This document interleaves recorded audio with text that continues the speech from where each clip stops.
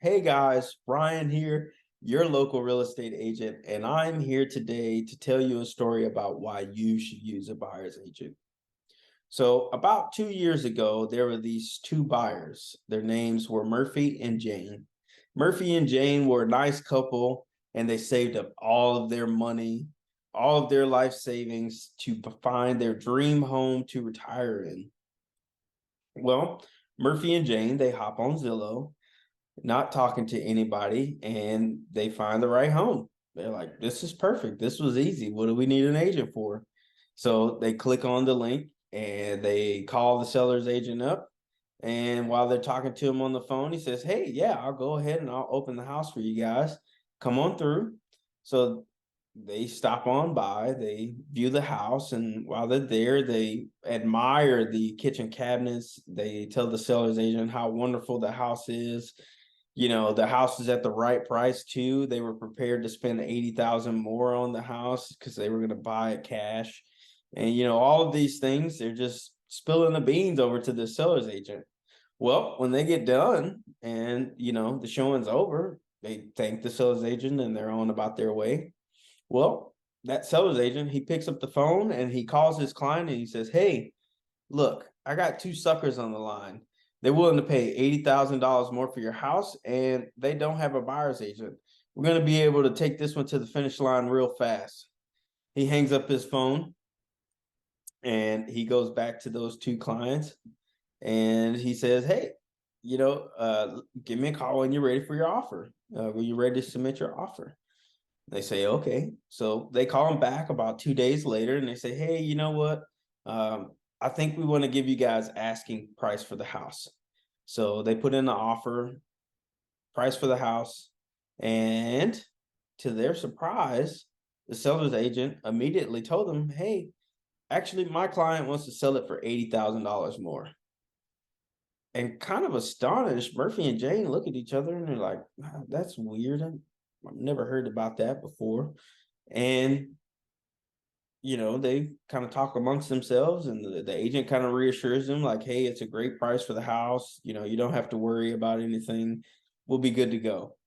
So they say, okay. And the agent drafts up the paperwork and, sends it over to them. They sign it. The seller signs it, and then they move into escrow. Well, about 7 days later, they got all the paperwork, and it's kind of overwhelming because they got like 40 pages of paperwork, just kind of talking about the house and all different kinds of disclosures. Pretty common in real estate. And they sign them, they return them back, and the agent says, hey, do you all want to remove your contingencies?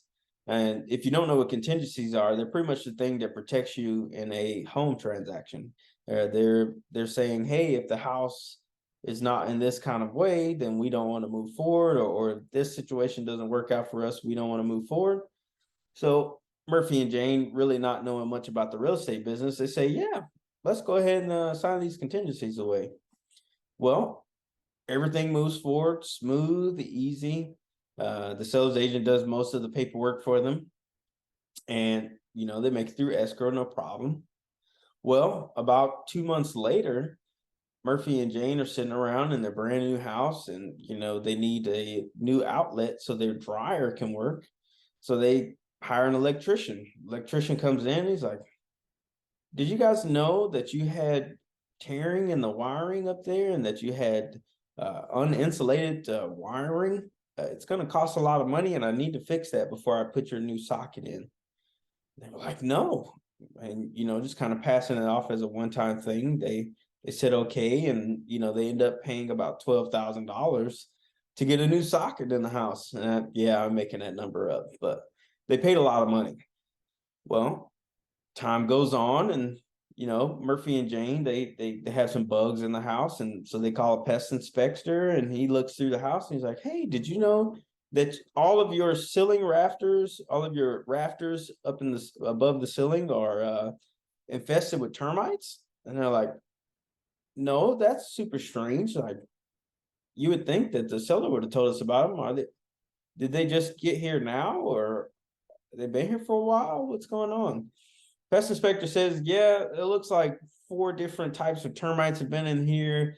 It's been happening for a while now, and we're going to have to basically build you a new roof. And frustrated, because Murphy and Jane pretty much spent their entire life savings on this house, and they've only been here for about 2 months. They say, wow, okay, let me call the sellers and see what's going on. So they call the seller's agent up, and they're like, hey, did you know that all of these things are wrong with the house? And the seller's agent says, yes. That's what I sent you guys in the disclosures. And they're like, what? And they're frustrated, and they're like, we're going to take you to court. And the seller agent says, yeah, you can take me to court if you want, but you guys signed the documents saying that, hey, I'm willing to move forward without these inspections, and you removed your contingencies like normal.